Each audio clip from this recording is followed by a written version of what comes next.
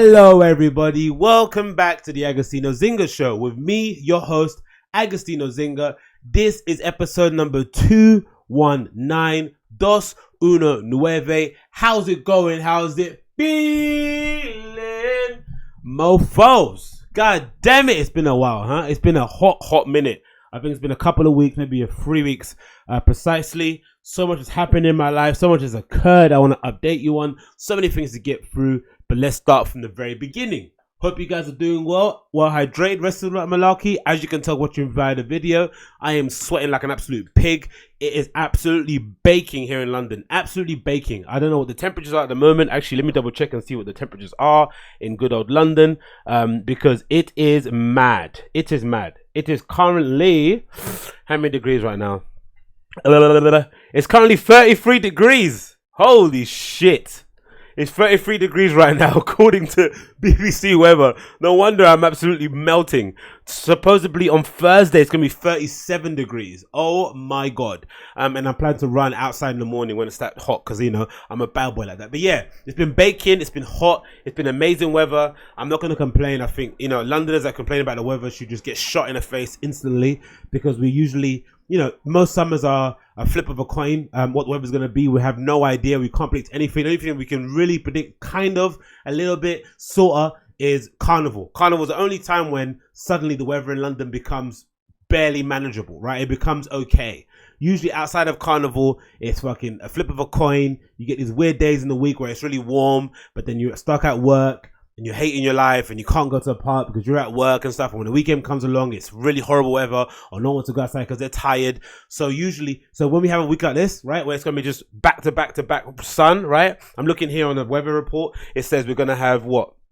It's going to be 33 degrees today, 32 on Wednesday, 37 on Thursday, 27 on Friday, and it's going to rain on Saturday, and it's going to be sunny again on Sunday. That's like the perfect weekend, because what it means that on a Friday, you're going to have clouds. So if you're going to go out on a Friday night, it'll be a bit cloudy, a bit overcast. You'll be able to go out, hang out, do your thing, wear a t-shirt, a t-shirt still, and then on a Saturday, it'll rain or cause you to calm down, relax, recover from your hangover, and on Sunday you can go out again, Columbia Road Flyer Market, go to the Tate Modern, go whatever, you know, do your thing, whatever you may be done. But honestly, that is an amazing weather report. I am so happy. But yeah, it's been melting, and I knew it was really warm because I'm not the biggest. I'm not sure. I don't know. Weather checking is a bit like horoscopes, right? You have to be a particular kind of person that does that, right? I don't really check the weather on my phone at all, zero.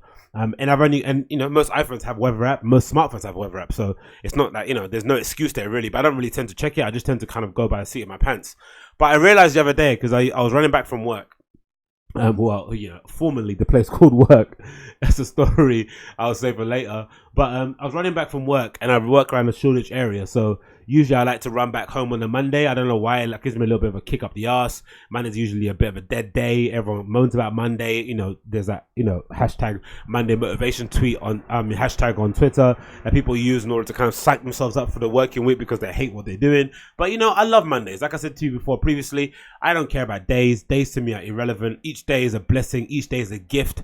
We only have one opportunity to live on this great planet that we know called Earth. We are not aware of our reality. We don't know if we're living in an alternate reality according to Elon Musk. We're not sure if impending doom is going to strike us at every turn. So why not enjoy it and look forward to all the days? So because of that, I like to kickstart my day by, you know, end it well by going on a big 4.5 mile run, basically from Shoreditch all the way to Stratford, which is, you know, a pretty good distance. And most of it's straight, not many windy roads, whatever. It's a bit busy because, you know, it's rush hour and stuff like that. But I realized the Monday just gone. I bought this new training top from Sports Direct, a little grey sort of caramel top, a little Under Armour, sort of like a muscle shirt sort of thing, and a pair of socks. And some socks, whatever. Anyway, so I was wearing my whole garb, right? I had a long sleeve shirt on, some shorts. I had some compression sock 5 thingies, some ankle socks, whatever. I was going to do my thing. And I realized I was absolutely baking and he's wheezing, right? Obviously, I've got the old asthma going on now. And I'm not sure I updated you guys, but since I've last checked in, I got diagnosed with sports-related asthma. So now I have to carry this little inhaler around with me. I have to use it basically 4 times a day, 2 puffs. And then I think next week or the 5th, is it the 5th? I think it's the 5th. What day is that gonna be? No, the week after next, I'm due to go into to get a checkup at my local hospital to make sure my respiratory systems are running okay. But I knew that was the case. A few months ago, I remember running outside in the morning before work, and I remember kind of nearly kind of collapsing because my chest was caving into itself. And I was wheezing, I was feeling really out of breath. And at first I thought I was having a heart attack, due to other external factors, extracurricular activities. But luckily I wasn't having a heart attack. It was mostly respiratory. I was wheezing a lot. I could hear my chest go. And anyone that's listened to the podcast previously will know that, I've had some nasal issues back in the day, but now I think I sound a lot better than I did before. I used to sound very nasally. Now I hope I sound a lot better than I did before. But if I don't, what can you do? Get a filter, change my voice, but I can't, I just got to live with what I have. So yeah, I assumed that something was wrong with me, but then finally, after much prodding and poking, I finally went to the GP, and yeah, I was told that, I have sports-related asthma.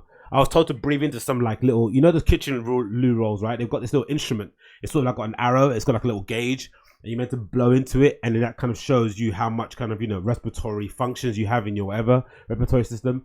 And the guy that was doing it, the GP, he was basically the male nurse. He had it, and he blew into it. He's like, oh look, it's super easy. Go. He blew into it, and the arrow went bang right to the end, right? He gave it to me, and I went, and it kind of went like a quarter of the way up, and he was like, oh, hold on, let's do that again, because I'm sure you can do much better than that. And I did it again, and it went just below halfway. It was like pathetic. So obviously you could tell that my breathing isn't where it should be at the moment. But so far the little inhaler is working really well for me. I'm lucky. Back in the day I didn't really cuss people in school. Remember in school there was that thing where you couldn't carrying this, having braces, having shit shoes was a nightmare for you. But luckily I didn't take a piss out of anyone in school that had an inhaler, so no kind of karma's coming my way. And I don't know, these things are a little bit cooler when you're older, innit? Like getting braces so you can fix your teeth. Normally people are a bit more forgiving about it. I'm a bit more forgiving nowadays. I'm not sure if as a 30-year-old if I got braces, if people look at me weird, I'm not sure, but I think by and large people kind of get it, right? There's always the option of getting Invisalign or getting a whole rich to kid sort of treatment and getting some massive Roberto Firmino chompers. But if you wanted to do it that way, I think no one will care. So I think braces and inhalers are sort of in the same sort of realm. So anyway, I've been running a lot. I realized it was really hot because I nearly died again the other day running back on Monday. And yeah, it's been amazing though. I really love running that warm. I can't wait until I lose a few more pounds. I can run topless and shit and look amazing. I've seen a few people run topless around London. It's not the same as the LA stuff, is it, right? LA, especially the CrossFit community, they love to run outside and semi-naked, topless and enjoying themselves. I think London, you tend to get a bit of a weird look when you run like that, mostly because of chavs, right? I know from my area in Canning Town, that was like the standard uniform of like the sort of like Slazenger, Lonsdale, Reebok wearing shitty Tottenham West Ham tattoo people and some Leyton Orient tat guys. You know the kind of guys that are like on the edge of joining the BNP, right? But they're not really that brave enough, right? The kind of ones that have like mixed race daughters but they hate black people. Those are the ones that always used to walk around my area like topless. That was it. That was the main topless brigade, right? Dan, Andy, John, those kind of absolute psychos. The ones that the kind of like middle-aged men who would legitimately fight a 17-year-old, right? Because they just they don't give a shit. There is no like adult and child for them. Anyone could get it at any time. You what, mate? You what? Remember that kind of like peacocky thing? It's really funny. So yeah. My videos of topless men isn't the best, but I think nowadays, like I said, I was running along Mile End High Street. I was also running along Bow, and I saw loads of guys that running down the street, topless and stuff, running and expressing their true masculinity. And I can't wait until I lose some pounds. I can do it too. Talking about losing pounds, I'm down to 223 now, man. Lost 10 pounds, 10 fucking pounds. 223. I feel fucking awesome. I can't wait until to get just below 220. 220 is when you start to see some discernible differences in what I look like. I start to feel my trousers are a bit bigger. I start to feel like my jackets fit a bit looser. My t-shirts hang a bit better. My chest looks a bit better. My shoulders are obviously looking good because I pump weights and shit. I lift that big rock over my head like right? But under 220 is when I start to see some real differences, and then as soon as the 220 comes, it's just a cascading hill. Do you know what I mean? The weight just keeps falling off. So I can't wait to get under 220, get in the 219s, 28, 218, 217s, and then from between now and basically the end of September, the goal is to get to about 210. If I get to 200, I'll be fucking amazing, and then from there, kind of, do another race and see where I mark myself, because I think that might be a good thing to do. I think I might do a race now or at the end of the month, maybe next week, right? I do a little Sunday run and see where I measure at, because running is predicated on running a lot. Obviously, your cardiovascular capabilities come into question, but also it's predicated a lot on what you weigh, right? The lighter you are, the quicker that you run. The stronger that the easier it is for your body to hold your weight as you're running along the street, right? Because running can take quite a lot out of you. Stomping your joints on the ground, boom, boom, boom. Even if you're running with the right technique, it can take a lot out of you. So having stripping away all the non-essential weight is a best way to go about it. So it'll be a good way for me to maybe to judge where I am fitness wise by running a race now when I'm like, in the low 220s, right? Or maybe when I get 220 exactly, and then running a race again when I get to that 210, and then running it again when I get to 200, and then again when I get to 190, and again 185, 180. I mentioned speaking to a friend the other day that I know when I was I think there's a picture here somewhere. There's a picture over there. I'll show you. Let me get up. So, if you're listening via the YouTube, then I'll just describe it to you. But I've got this picture when I used to work in Dr. Martens, right? This is a picture that I took in a little photo booth they had there, which is the pièce de résistance of the Dr. Martens retail store. Great little photo booth there. People used to come in and get their pictures done all for free. But I remember this was my peak weight loss. This was when I was about 185, 187, right? And I think personally, I looked amazing, but a lot of my friends, a lot of people that I was with used to say I looked too gaunt, right? I didn't look good. I lost too much weight. Now, again, I think a lot of that had to do with the fact that, some people love to hate, right? Because I think, have you ever tried to go on a diet and then suddenly you told your friends you're on a diet and all of a sudden everyone turned into a fucking nutritionist, right? People love to kind of, stick their oar in and get involved and comment because, again, maybe it's human nature because it's far easier to point and to criticize or to comment on other people's lives than it is to kind of analyze your own. It can be a bit brutal and it can kind of, bring about some questions that you're not ready to answer just yet. But I have to say, I think I looked quite good and I quite like this, right? But I'm also aware that being 180 is a real commitment. Like I'm going to have to there's a lot of lifestyle choices I have to kind of fix and get into place in order to kind of not balloon back up again to where I am now. And I think that's the hardest thing that I'm kind of reconciling with in my head. Is that when I achieve this weight, I don't want to get above for instance, if I get to 180, I don't want to go above 200 again, right? I want to be that weight. But if I get to 200, I don't want to be above 210 again, right? I want to stay at that 200 weight. But I think ideally, my max weight should be about 190, 195. That's where I should be. I think I'll look the best in there. I think that's where clothes fit me the best. I have the good posture. Everything looks how it should do. And if you're wondering, why are you mentioning clothes? Because that's what I care about, right? I don't want to be too big. I don't want to be too small. I want to be exactly where I am so I can fit into Com. I can fit into Supreme. I can fit into Babe, all right? I can fit into stuff that I like to wear and just keep it moving. I know it's vain, but that's my motivation. So, yeah, I'm thinking, so I guess the goal would be that I remember, I think I saw a video with this guy, Matt Della Via, the dude that does all the minimalism stuff. It's really cool. Check it out. He mentioned something along the lines of a good habit in terms of keeping up your working out is to never take more than 2 days off of any habit you're trying to build.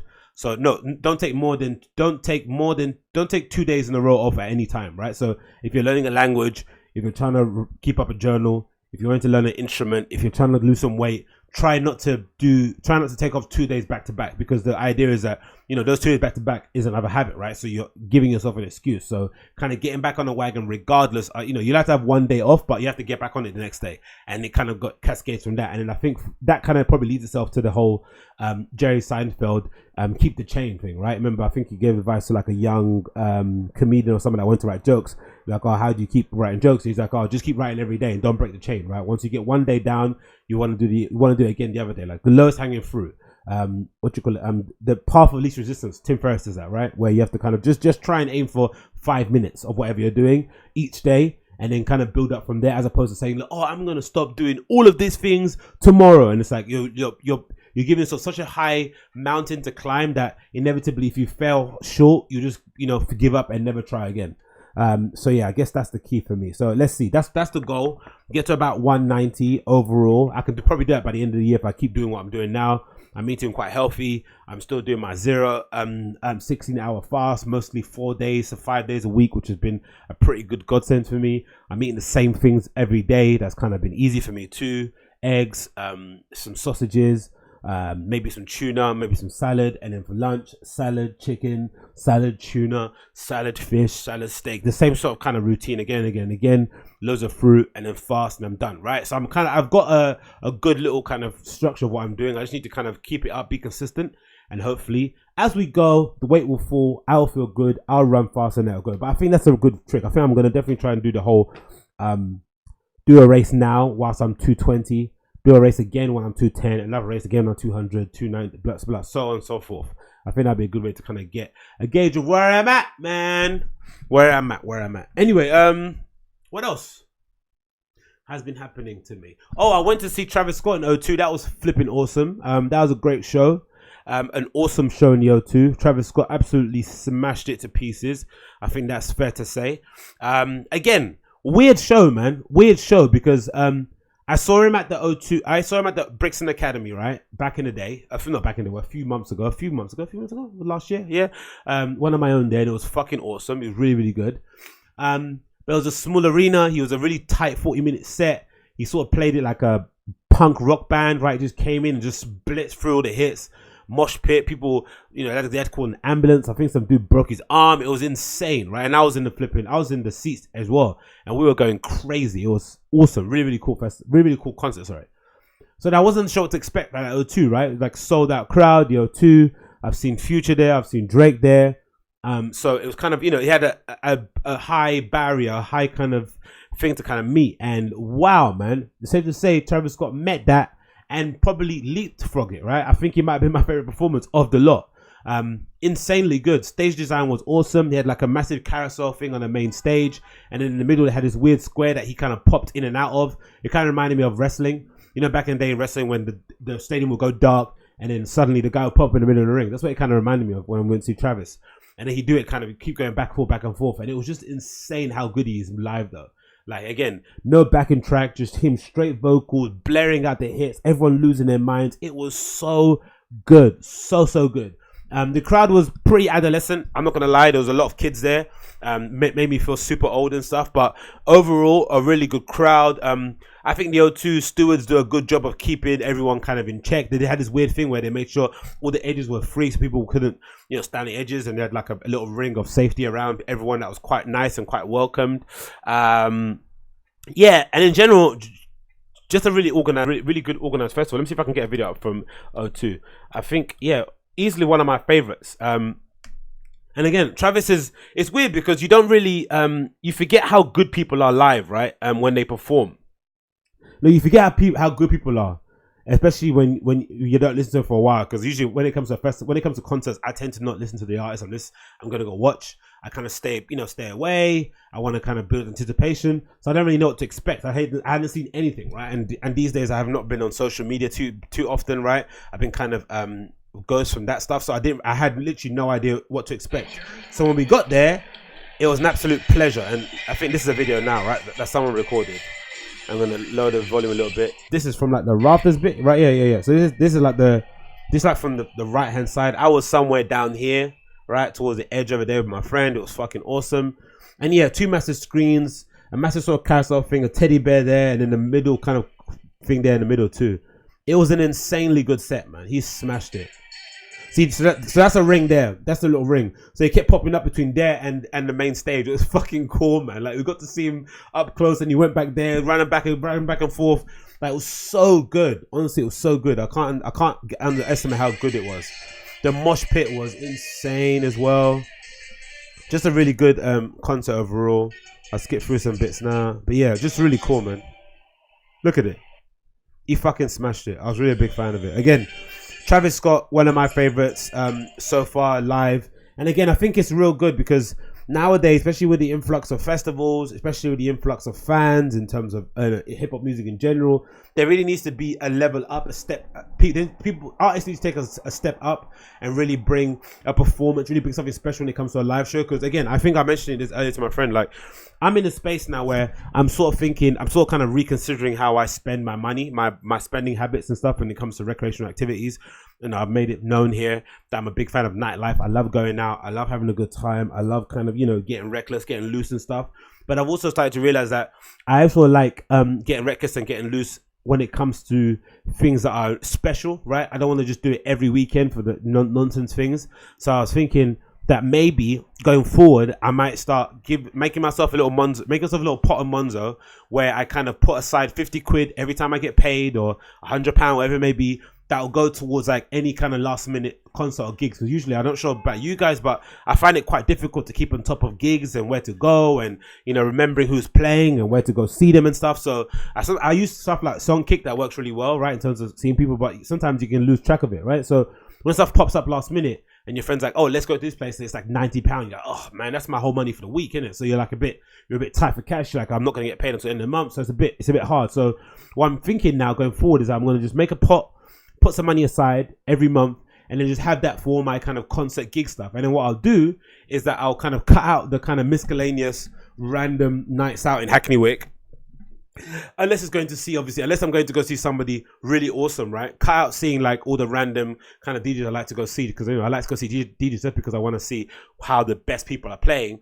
But cut that stuff out and kind of invest more money into seeing kind of the top tier people. So if I want to go see Ricardo Villalobos, Martinez Brothers, Maceo Plex, Dixon, people from Kind of Music, the Public Possession Boys, whatever it may be, right? I can go do that. Nina Kravitz, that's cool. But it's that, because I remember, the thing that I went to go see at Walsall Assembly with Nina Kravitz was insane, right? And I paid 25 quid for that, the Crank Brothers Festival sort of thing. But that's an experience, right? I'd rather go do that than go see a random person I don't know at Fold, right? I'd rather save the Fold evening out for like somebody that's really special. And then that way you'll kind of have a lot more marquee moments when you look back on your year. And I think a lot of kids now are probably thinking that too, because they don't have as much disposable income as I do, right? The older you are, the more money you make. It's not because I'm good at anything that I do, really, for the most part, but it's because, by proxy of being older, you get to earn more money. So I guess if you're a kid, you probably don't have that much money to spend. You want to make it worthwhile, right? So you don't want to waste your money to a club night. You'd rather save that £80, £90, £100, go see Travis Scott, one of your favorite artists, a guy, because I remember what I was like when I was a kid. I used to always play the same stuff all the time on my headphones, right? On my iPod, sorry. I had the same people playing again and again and again. I didn't really have much variety. Don't get me wrong, I had a lot of variety in terms of genres I'd listen to on my iPod, but what I listened to day to day really was the same 4 people, right? So it's probably different from when I am now, right? Where I kind of listen to loads of albums back to back, because I'm DJing a lot, so I have to kind of keep myself abreast with music. But if you're a kid now, you're just obsessed with 1 or 2 artists, right? Nav, Playboy Carti, Rocky, Travis, Tyler. There's people that you're just obsessed with and you just want to hear them only. Post Malone. So it makes more sense to just save your money, wait to see them come, and then kind of like have an hour of like spending time together with people that all are, that's the beauty as well when you walk into a place like the O2 Arena. It's so fucking gargantuan, and you look around and you're like, fuck, we all share this common interest. I don't know, it always kind of gets me like goosebumpy. I was like, shit, this is awesome, innit? We all share a common interest in where we love this one particular artist. It's one thing we'll share in common. Different colors, creed, sexuality, religious beliefs, like, socioeconomical point of view, whatever it may be. Like, we're all so different. We'll come from different walks of life, but we'll unite on this umbrella of kind of getting, of raging out when Travis comes to perform. Really, really cool, man. And again, the merch was really awesome too. A friend bought a couple of stuff there as well. Everyone was really happy with the merch. I love the little brown hat that they had. I thought that was really nice, but it was 40 quid, so that might be a pass in that regard. And you know what, maybe I'm a bit too old to wear hip-hop merch, but in general, great show, 10 out of 10. Travis absolutely smashed it, and I'll be more than happy to pay the same, if not more, to see him again. I think at the end, I was kind of discussing with my friends, whether or not it was a bit expensive, paying £80 plus to see Travis Scott. But I think, considering it's an artist I listen to a lot, considering I know most of his discography, considering someone that I followed since Al Ferro, even before that, considering somebody who, again, doesn't go halfway with performances, he's going to bring the fucking noise, he's going to bring the madness, that, right? He's aiming to be kind of world class. You're going to get a real show. You're not just going to get like, a table with some tablecloth on it and someone playing, Serato and just pressing pause and play and stuff. You know it's going to be an actual real show. So that was really cool. And again, really enjoyed it. Big up everyone that was there. Had a lot of good fun. Loads of nice times there. And again, minimal social media use. I think I uploaded a couple of videos that, you know, weren't really of good quality, but yeah, minimal social media use. Just went there, had a good time, raged out, and went back home. But yeah, good times. Anyway, you know what? Because it's thingy-majiggy, I've got a little IPA from from the crate that I took from that I saved from from Origins the other day. Oh, I went to Origins, right? So again, updating so many social activities. I went to Origins the other day. Great club night. Again, I'm sure you guys are aware of my love for Mick's Garage. I think I've mentioned this previously a lot of times. I don't salute it actually. This is a little IPA from the crate. Very tasty. You tend to kind of, you know, buy too many of these when you're getting fucked up in there. But yeah, big fan of Mick's Garage. So much so that I went to go see Radomer and Anastasia Kristensen at Mick's Garage, and it was fucking awesome. Right, let me try and get it up here so I can show you guys what the night was. But yeah, Origins is probably my favorite club at kind of Mick's Garage. It's probably the best one there that they do. I'm pretty sure a lot of people would kind of identify with that. Let me see if I can get it up here. Is it past events? Let's see if I can get it up on here. Radomer played and a few people played. October got back, July. Radomer, where is it? This one, right? There we go. Yeah, so another reason why I think it's probably super important where a lot of DJs, I think someone mentioned it before, I think it was Jada G. I think I was done interview Peggy Goo. Remember Jada G said something along the lines of, I think she had an interview with Mix Mag, and she said something like, you know, she's got a very different relationship when it comes to live streaming with DJs and you know, at festivals and stuff, whatever. She doesn't seem that comfortable with it. A lot of it probably has to do with her position as a woman in electronic music. You know, electronic music fans can be weird as fuck, and she's super attractive, so I'm sure she gets, you know, some fucking disgusting comments when it comes to streaming online and stuff. So I can understand why she would say that. But this is Jada G here, really cool DJ. She plays house, mostly vinyl from what I've seen when I see him play, and she just goes fucking nuts behind the deck. She's really about this life. She's fucking dancing, having a good time. She looks amazing behind the decks, like really cool. And again, really big DJ and somebody that I've been a big fan of, and I think this is actual video from Deck Mental. So anyway, she mentioned before that she was very apprehensive about playing at Deck Mental and having it live streamed, right? But her agents told her, no, you have to do this. It's going to be a really big step in your career.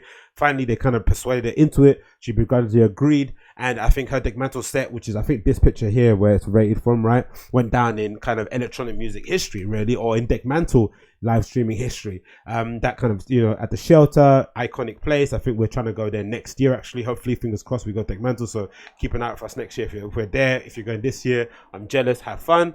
But yeah, she had a good time in there. She enjoyed herself. But again, I think it goes to show the importance of kind of, you know, in streaming some of your sets at these iconic places, especially on their come up. I equate it a lot to kind of comedians and stuff. I think that more established ones can be a bit more tight with how they distribute their content. But I think if you're young and up and coming, letting the Laugh Factory putting your stuff up on YouTube, letting the Comedy Central record your set and stuff can be beneficial to your career. So in the same vein with DJs, I think the same sort of thing. You have to maybe sometimes, you know, bite the, you know, kind of suck it up, not be so worried about your image, and kind of just like let stuff go a little bit, let people record you, and then kind of use that as a kind of way to kind of gain more exposure. And for Jada G, worked out really good, right? She did this amazing set, one of the best ones. I think it's from 2017. She smashed it, everyone loved her, and her bookings kind of went up exponentially, right? So it did really well for her. And in the same vein that for a fan like myself, I also discover new DJs that way, right? New people that you like, or that you have a good time, or that you think you can vibe with.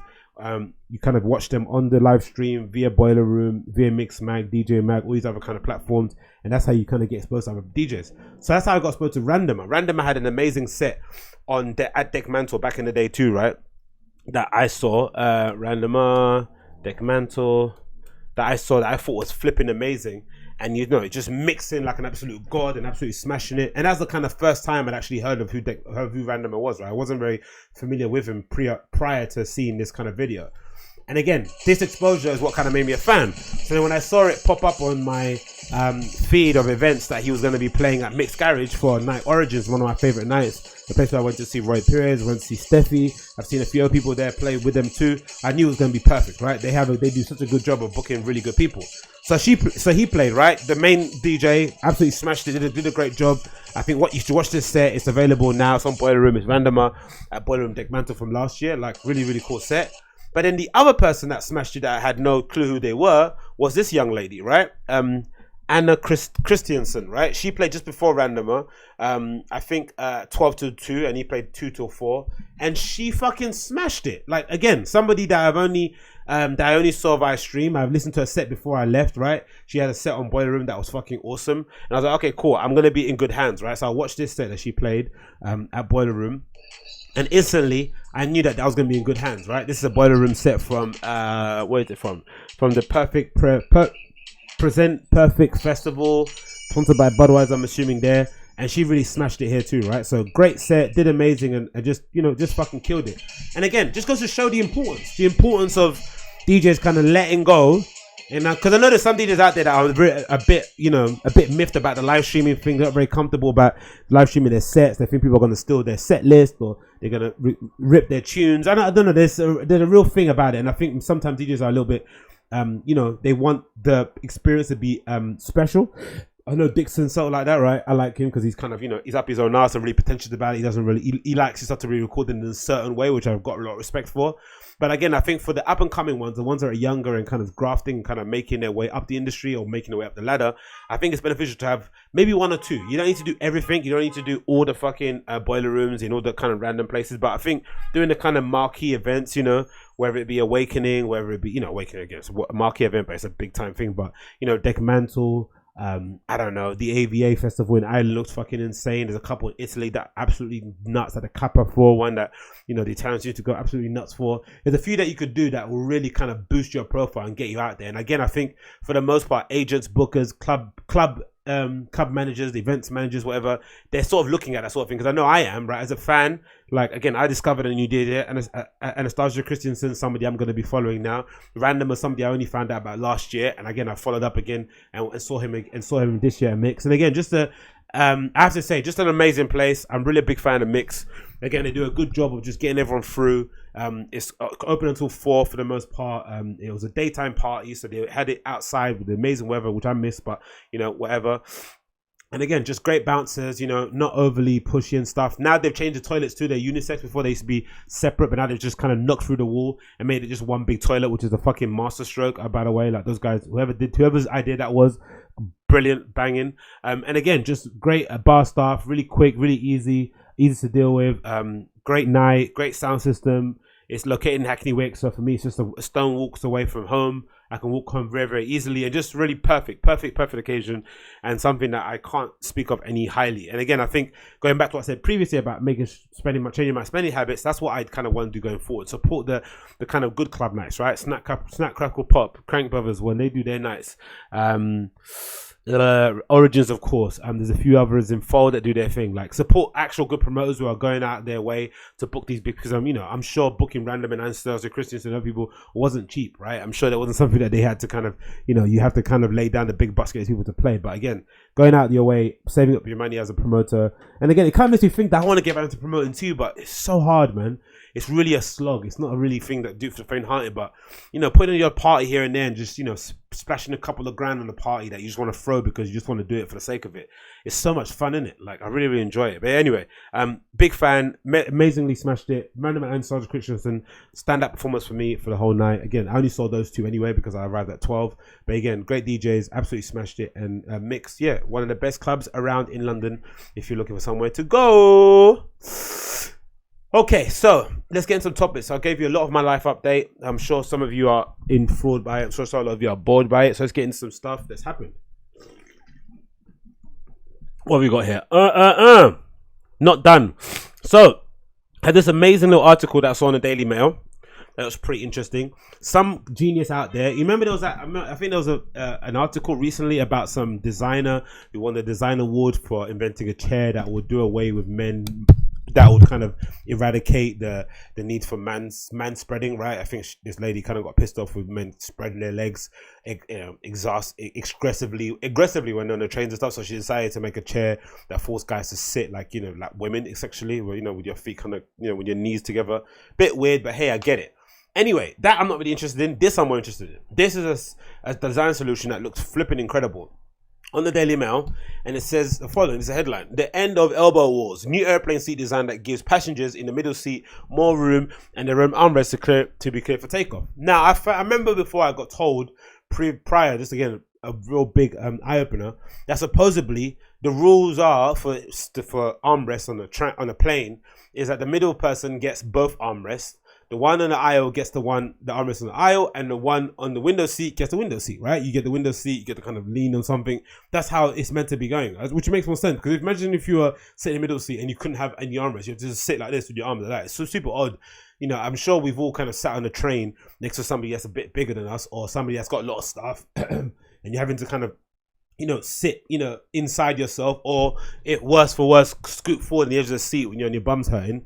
So this kind of solution might be able to kind of alleviate that. And again, it's a very, like all design, like most of the great design innovations that we've seen over the years, it's a very simple solution to a very common problem.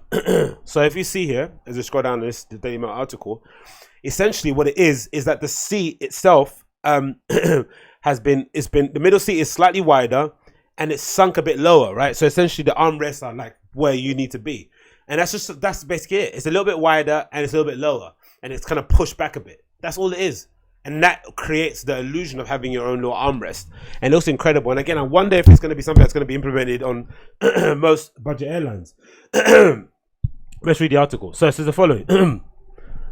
An innovative design that makes middle airplane seat more comfortable has been cleared for takeoff by the Federal Aviation Administration. The staggered arrangement of the seats, coupled with an increased width for the middle seat, could finally end the plague of elbow wars passengers have long suffered. The S1 seat by Merlo Lab seating is slightly lower to the ground, includes 3 extra inches of space, and allows the person sitting in it to use the armrest without having to fight for space with their neighbor. Absolutely genius, right? That's it. A little bit bigger, it's sunk a bit lower, and that's it. The row of S1 seats cost around $6,000, which is an industry standard for seating. We started this company to make flying suck less and to give people more space, said Scott from the place today.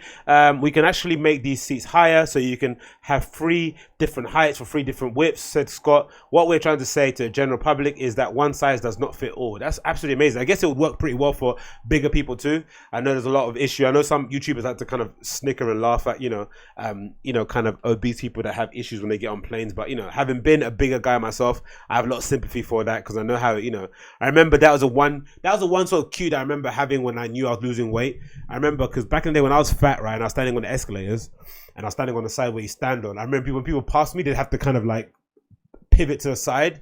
When they passed me, they couldn't just walk up the stairs. But then I realized when I started to lose weight, that people were just walking straight past me. They weren't having to like pivot or slant. I was like, oh shit, man. Imagine that being your everyday life, right? Every day people, without realizing, they keep reminding you that you're fat. By kind of, moving out of your way so you don't step on them, or kind of pivoting away from you. Those little things they do, it's really, really, must be super, super, super, super upsetting. Anyway, so it carries on. It looks really cool. See, that's it from the back. It's, again, the middle seat's sort of wider for the ones listening via the podcast, and it's kind of pulled back a little bit and below. Well, pulled back and under the seats that are on either side. According to the CEO, airlines have shown real interest already. Of course, the one major ordering enough S1 seats to fill 50 airplanes. The installation will begin in April. This will be amazing on budget airlines. It'll go a long, long way. And you know what happened too? Budget airlines could then imagine, right? This is the crazy thing. Budget airlines could then start charging more for middle seats, which is unheard of, because usually, aisle seats and window seats are the ones that are premium, because, everyone wants to lean on something. So people want extra leg room, or the fire exit seats. Imagine if middle seats become the premium seats on budget airlines. Insane, right? Like how things can change so quickly. And all this because of that's why when some people say, oh, design can change the world, right? And it's a bit corny, it's a bit cheesy, it's a bit, cliche to say, but there are aspects of design when implemented the right way that actually could change the world, like in a weird way. Like when we get to a point in life where middle seats become luxury now, right? It becomes your own form of an economy first class. Says the following: I'm not sure I'll be changing the approach with S1 design, though the staggering area does not make flying in the middle slightly more comfortable, with a bit more room for the shoulders and arms. It's unclear which airlines will be adding it and when, but I'm certainly eager to give it a try, and assuming it's launched in the US. I can't wait until the day someone says, can I grab that middle seat from you? Awesome, right? Imagine, that would be amazing to see that, right? A change in fucking habits. But that's really, really cool. Again, great design from Solon. What they call the design company? Molon Labe Seating. Awesome, really, really cool design. I recommend check it out. Again, a really cool article here from the Daily Mail. It says, following the end of Elbow War's new airplane seat design that gives passengers the middle seat more room and their own armrest is cleared for takeoff. Check that out. Next on the list. What else we have here? Oh, ASAP Rocky in Sweden. Okay, this is a weird situation. Something, again, I don't really have much knowledge of, but really strange. It's kind of transpired over the last few weeks and something that a lot of people have been speaking about.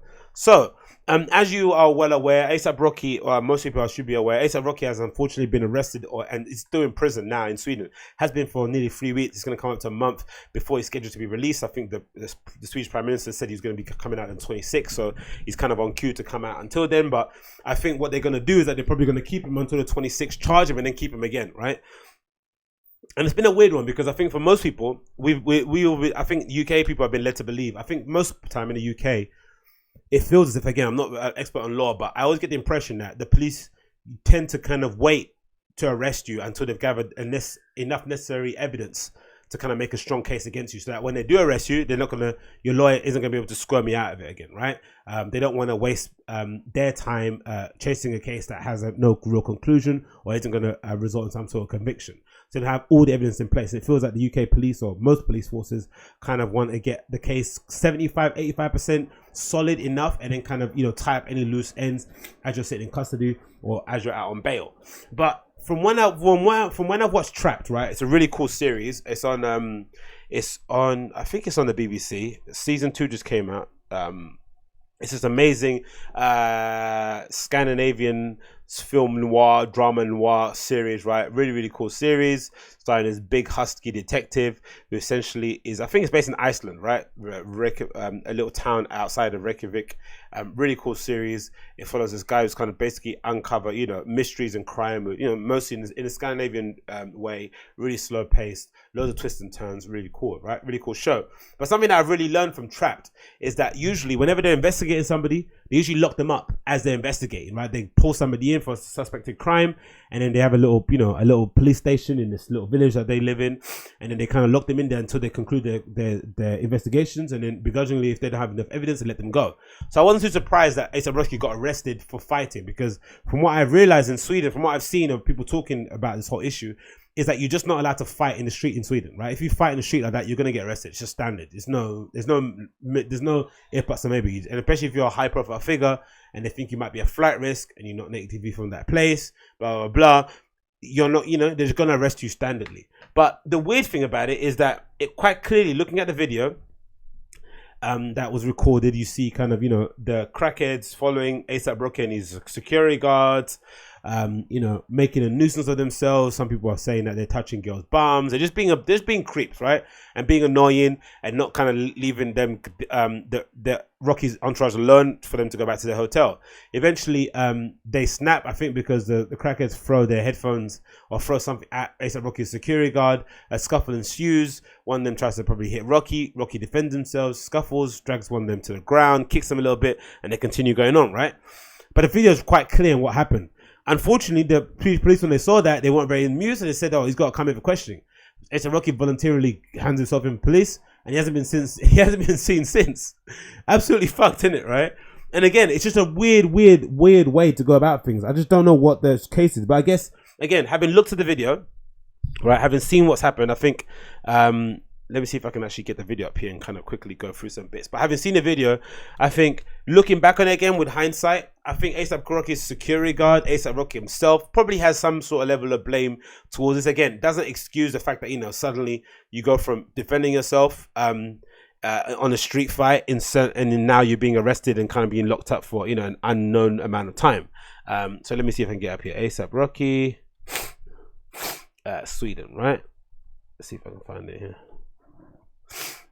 So here's the video, right?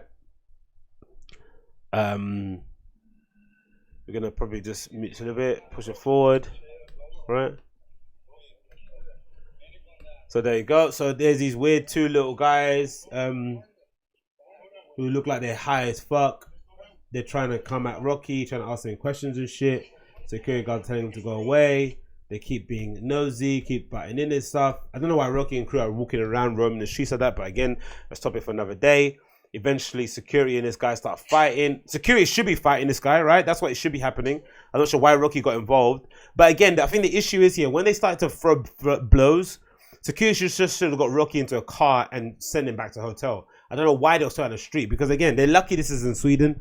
But, you know, in any other country, someone might be armed, right? They might just shoot you, right? You know, that's not, and again, after seeing what happened to Nipsey Hussle, people have to be very aware that not everyone's going to be happy to see you, right? Not everyone's going to be jubilating or going to be jumping around. It's going to be happy that you're suddenly taking away all the attention from them. All the local girls are now on your nuts. All the local guys are now following you around. Not everyone's going to be happy about it. So to continually put yourself in front of these people, to not try and get away actively, to stand around trying, you know, and reason with people that are obviously out of their fucking nut. As you can see, these guys are like high off something, angel dust, methadone. I don't know what the fuck they're smoking, but they're high as shit.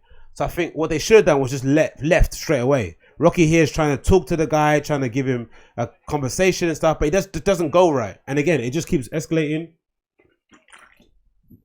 to the point where Rocky starts throwing blows with these guys. I don't know why. Again, this shouldn't happen that way, but it just keeps happening. The guys come back again. They say to leave us alone. They don't listen. They keep going on and on and on about stuff. It just doesn't end well until it finally gets to a point where they start exchanging blows, right? This was the end? Oh, I think it's somewhere there anyway. Doesn't really matter. But anyway, it gets to a point where they finally start fighting. I don't know why. Rocky shouldn't be fighting anyone really in that kind of shape or form. And now we're in a position where, you know, Rocky's been locked up indefinitely for this entire time. I think there's an article here that kind of details the entire timeline. This is from High Snobiety. The entire timeline goes as June 26th, ASAP Rocky begins his European tour, right? Injured Generation. June 30th, the altercation takes place a couple of days later, and he's due to play. I think he missed gigs at where? Sonar, Wireless, maybe Primavera, like loads of basically, you know, ASAP Rocky, like Travis Scott, really makes his money touring, right? Or really kind of gets his exposure, really kind of shows his kind of power as an artist, because he's able to kind of, you know, draw in the indie crew, draw in the alternative scene, draw in all these people that listen to different sort of music and get them to come to his show, which is quite rare, right? Not all hip-hop artists can do it. Some hip-hop artists have a particular hip-hop crowd, but Rocky's crowd, same like Travis's crowd, when you look around, you see all different colors and ages, all different kind of backgrounds, all type of musical interests. It's very, very, very, very, very varied and vast, right? So it continues. Reports a world-renowned star was involved in the altercation. July 1st, the footage from the altercation begins to circulate. ASAP Rocky shared his own footage, performs at Smash, is arrested, right? At this festival called Smash. Rocky is arrested and the news spreads. So from July 3rd, he's been arrested. He's been in prison all that time. And it's just an insane situation to be in, right? Imagine everyone's saying free him. People are banning Sweden. Tyler Creative and Schoolboy Q said they'll never come back there again. And the Swedish Prime Minister has basically been, and European festivals all got cancelled. Sonar Festival said he couldn't play there again. Preliminary investigations continue. Members of US Congress get involved. And we're in a weird position now where Trump and Kim Kardashian and Kanye West are now trying to get him out. So imagine if Trump gets out ASAP Rocky. Then what for people that hate him? Right? He's trying to play his hand that way and trying to be the friend of the black people by doing it that way, which, you know, probably might work for some people, but just an interesting situation to be in. He went from performing at some place in Europe to suddenly now being embroiled in this fucking huge diplomatic tug and, you know, to and fro between Sweden and the US. People are trying to, you know, dissect what the Swedish judicial system is like. We so far have got no details. But again, having watched Trapped, it looks like they just concluding the investigations. whilst A$AP Rocky's been locked down because he's obviously not from there. Sorry, they don't want him to fly away and never come back again.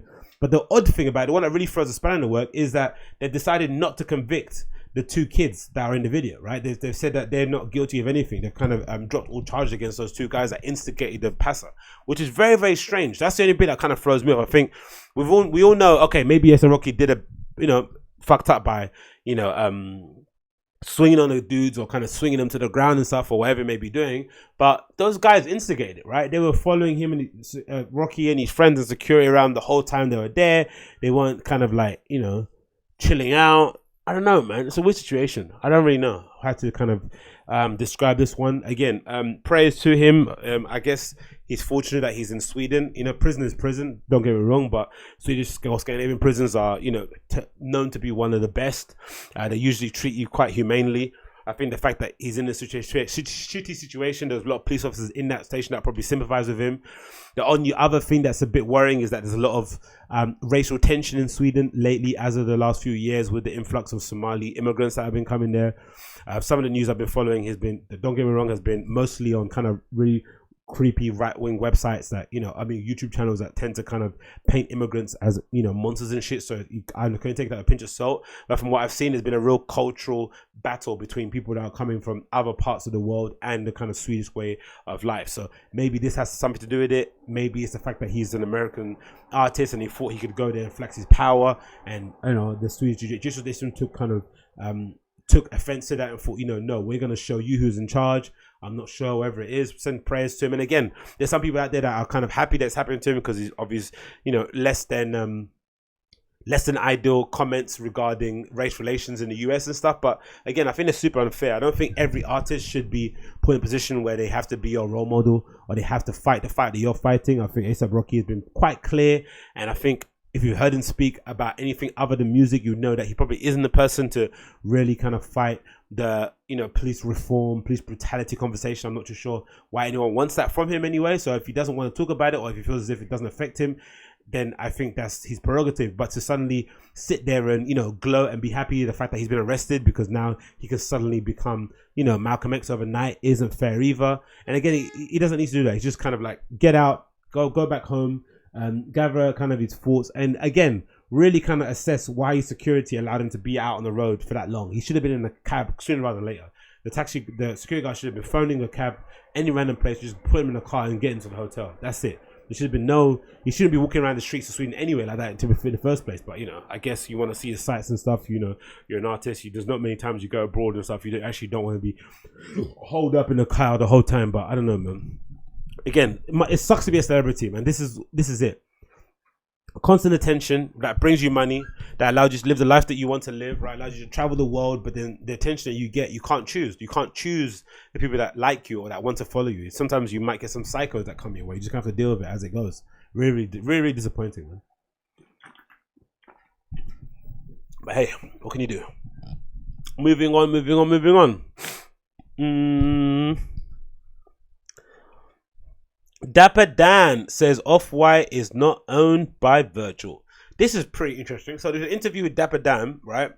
I think from the Breakfast Club. That's the one, from the Breakfast Club. Really, really cool interview. Good interview because of what Dapper Dan says. Not good interview if you're a creative and you're, because I think anything to do with creativity, anything to do with empowerment, everything to do with branding, anything to do with anything to do with branding or whatever it may be called, Charlemagne has a real blind spot to it. He doesn't really know what to do, right? He tends to kind of go back to the whole like, oh, you don't need a white man, you can do it on your own kind of comments, which, not really constructive, not exactly the point of what the conversation is. And if you remember the conversation that Charlemagne had with Kanye West, even though Kanye West at that time wasn't very articulate or wasn't really putting his thoughts across right, I think over time we've kind of realized that Kanye West had a point, right? What Kanye West was trying to say when he was trying to get Mark Zuckerberg, which people to invest in his company, or to get, the LVMH group to back him, whatever it may be, he was trying to put the conversation out there or try and bring it to the public consciousness that the best brands are not the best brands because they have the best designs, because they've tapped into the best manufacturing, the best distribution, right? These places are the ones that are able to elevate their products to kind of levels that, are ungodly, right? Like Ralph Lauren, right? The amount of kind of sub-labels that they have, infiltrating all the stores across the world and able to perform at that kind of level because they have access to the factories that no other brands have access to. So the way to kind of dominate, the way to kind of earn some real footfall or to earn some real kind of, foot space in that area and to really kind of take over an industry is to have access to those manufacturers and factories. But you need people to back you. You need their kind of contact list to kind of get in there, because it's a bit of a mafia.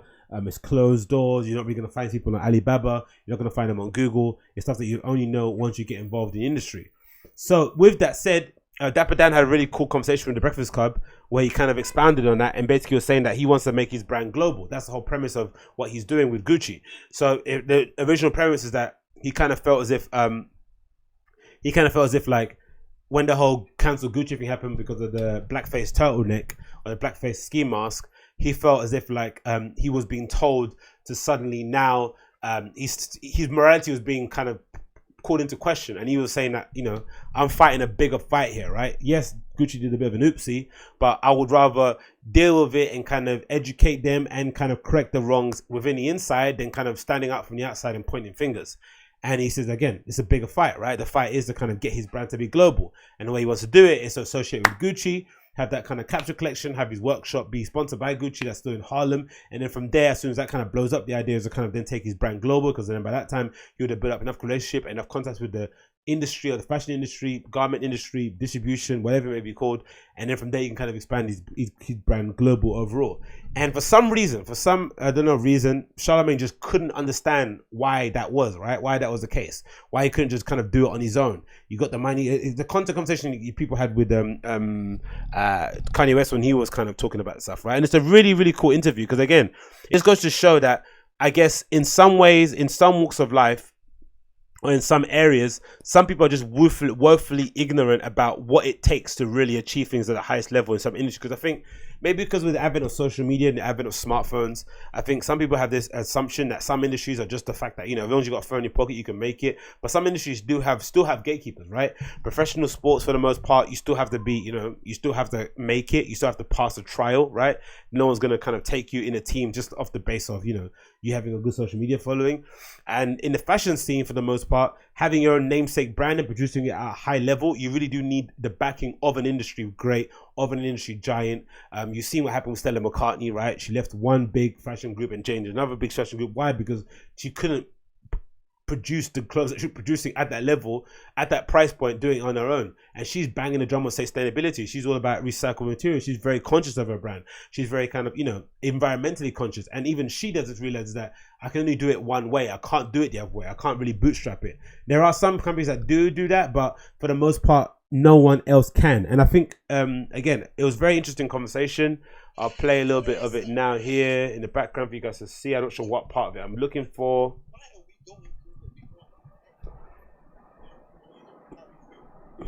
You can see it there. Then play it again there, put it louder. That's what I'm still searching.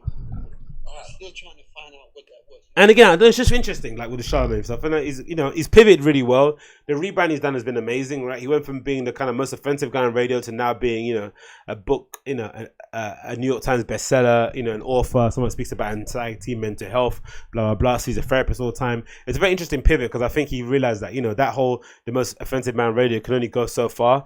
But it's just interesting to see how the limits of some people's knowledge when it comes to it. You just kind of, they hit the kind of Truman boat wall. It's like they can't go any further. Their brain can't compute it.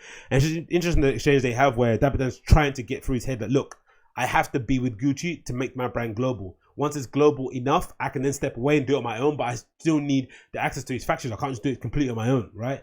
And again, he keeps saying global. I don't just want to cater to black people. I want to cater to the world. That's how we become a force for good, a force for, a force to be worried about, really, right? As a race, as a collective, right? I think he mentions it quite clearly here that hip hop is having a renaissance, but it's also a bubble, and we can't let the bubble. We have to take advantage of the bubble whilst it's here. We can't assume it's always going to be the number one genre in the world.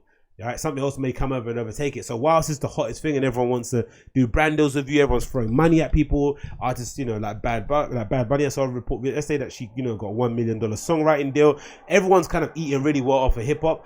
You have to take advantage of it and really kind of make your name and kind of put your flag in the ground. You can't let it go by, but you also have to do it the right way, right? And again, I think let me see if I can find a bit on here. It's a really interesting section. I saw a lot of different things. At one time, I thought where is it? Panthers was talking about burn, baby, burn.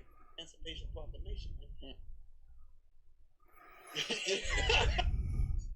But back then, I can't find it. You know, even the 5%ers. The 5%ers back then there, if you got caught selling drugs, you that move more than we applaud a black guy owning this brand Off-White. What black guy owns a big brand? He's the only one I know. Do he own that? Oh, I don't know. We need to do our homework. This is the kind of questions we need to ask. We need to ask. Yeah, and that was a big part of it. So does Virgil own Off-White? Which I'm sure most people in the fashion or in the scene know that he probably doesn't. He sold I think a majority stake of it to New Guards Group. I think the story goes that New Guards Group effectively approached him to do the brand, right? I think he was trying to pivot away from Pirates Vision because he was getting sued left, right, and center. And then he had the name Off-White given to him, I think by ASAP 12 or something that he had in his back pocket. He was kind of trying to build upon. And again, he had a long-term plan. I think people that I know that were near to him were saying that even from the inception of Off-White, he was already thinking of the long-term goal is to kind of work for a big fashion house, right? That was the kind of goal. He went just to kind of be the first one to do it, and then to kind of, that's basically been his kind of premise. He wanted to kind of prove the concept, prove the hypothesis that somebody from his walk of life, somebody that looked like him, somebody from his sort of background, architecture, that Kanye West stuff, this whole story, he could do it. And then the hope was that he'll be the first, go down in history, and others could kind of follow his footsteps. So essentially you're basically cementing your place in history, right? You're essentially building yourself, it's like architecture when they build a skyscraper, right? It's sort of like a monument to yourself, right? Because you basically live forever through a building, through a sculpture. And that's basically his way of doing it. But I guess in later years, or mainly nowadays, with his branding himself as a kind of Renaissance man and a contemporary, a man that does all things, DJing, design, photography, it's been now kind of been thrust in our face that he kind of does all the things through Snapchat, through WhatsApp, through Instagram, message through IM, through instant message and stuff. So it's been put through to us that maybe he's the one that's doing everything. He owns everything that he's doing, which again isn't the point of the exercise, isn't the point of what he's trying to do. And I would say doesn't really matter. I would say for the most part. I think, again, if he is the first person through the door, he's kind of bursting through and showing us how we can do it and showing us, oh, you can get in. So like the first person that jumps over the gate at Love Box, just show you that you can do it. You might not get in, but it's possible. It doesn't necessarily matter how he does it or if he's owning his brand or not. I guess maybe for an ego thing, it'll be good if we own 100% of his brand, similar to kind of Rick Owens. He owns the majority stake of his brand. He sold only a small portion to a kind of investment company. Again, somebody specialized, somebody he had a real connection to. That would be awesome, but I don't think it's that big of a deal. But it's interesting to see that because he doesn't own his brand, that suddenly now he's kind of, he's cheap. Like what he's done is not good. He's sold out to the man. It's like, no, he's kind of harnessed he's kind of taken advantage of his position in culture, leveraged it with a brand, got other investors involved. They've kind of propped it up and given it more boost of money, access to factories. New Guards Group is, production company extraordinaire. And he's been able to pump out clothes season in, season out, roll out into accessories. He's now got a suitcase I just saw on Essence that looks fucking cool. So I don't think it's that big of a deal. But again, he mentions it here and they kind of speak about it again a bit more. We own this. Don't let me go into forced bias. Yeah. We need to ask. Talk about it, my brother. Let's talk about it. I'm gonna let y'all do y'all. We need to know who owns what. Yeah. First of all, we need to do homework. First of all, once we do our homework, then we can have intelligent conversation. Yeah, I don't want to call people out. Yeah, I don't know if Virgil owns Off-White. I know he was a designer. I don't know, but I don't know if he owns it. I know we. I'm not 100% sure. Switch gears a little bit. You did get sued by several major designers. This is way before the social media era. How did they know? Interesting, isn't it? Right? Interesting. So I wonder if the conversation will change in Virgil if people start saying, he's not creative, he doesn't own his own brand. Like again, that's something that's an issue. I don't think that's a big point really. But again, interesting point about ownership. I just think he's proven the hypothesis that we can do it, right? Streetwear can, operate at the highest echelons of design. We can kind of take those codes, take that aesthetic, take that point of view and apply it to, mainstream fashion with a capital F. We can all do it. And I think the people coming behind him will be the ones that are really be the tectonic shifters, right? They'll shift the plates around and really shake things up. I think he's obviously shaking things up as it is, but I think the people coming behind him, that 14-year-old kid in the middle of America, that 14-year-old kid in the middle of England somewhere, that 14-year-old kid in nowhere land, Europe, they are really going to be the ones that are really going to take this fashion thing to the next fucking level. I think so. So yeah, let's see if that happens. Hopefully it does, and we see more of it in the future.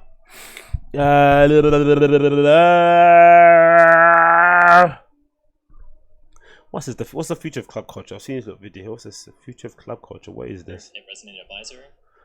Oh, I'll show you guys another time. Actually, you know what? It's a 1 hour. In 1 hour, I think that's probably the best way to end it. Yeah, 1 hour, 1 hour, 1 hour, 1 hour. Again, thanks so much for tuning in. Sorry, it's been a while. It's been too long since I've kind of spoken to you guys last. I know it's been a while. I apologize. I'll come back again strong. Now I've got some time off in between my new job. I'm going to start on Monday, so I've got some time off between now and then. So I'll record some more podcasts for your viewing entertainment. So thanks so much for everyone that's kind of supported everything so far, leaving 5-star reviews, subscribing, leaving comments and stuff. It's been very, very much well received. What else am I doing? Oh, Friday I'm DJing again at Tapped. We've now changed the schedule. We're going to do it every last Friday of the month, so it's going to be a bit more special of an event. I'm going to have time to kind of prepare my music. Again, it's better you're doing it every Friday, but keeping that kind of schedule up and continue my other things that I'm doing outside of it was getting a bit tiring. So I think for the interest of creativity, for the interest of making sure I produce or put together a good product, and I can speak for Afromusa too. I think she's kind of the same sort of thinking. It's probably beneficial that we're doing it every Friday now. So every last Friday of the month at Tap East, very, very easy in Westfield. Come down for another boogie night. Nice little disco music, nice little house music, whatever it may be, with some nice craft beers. Very, very good times. And there may be another set on Saturday. I don't know. We'll see if anything pops up lastminute.com. But now it frees up my other Fridays to play other places. So I guess other places, if they're out there that want me to play some music, get in touch via the contact button or via the comments, whatever. Send me a message, whatever it may be. The email link will be in below on my show descriptions. What else is happening? And I think that's it really for the most part, right? That's all my life updates. But again, yeah, I'll see you guys again tomorrow for another episode of the show. Until then, take care of each other and take care of me because I'm vulnerable. No, I'm joking. But anyway, take care. Thanks so much. Enjoy the sun if you're in London. If you're not in London, enjoy whatever weather there is around there. And I'll see you guys very soon. Take care. Peace. Bye.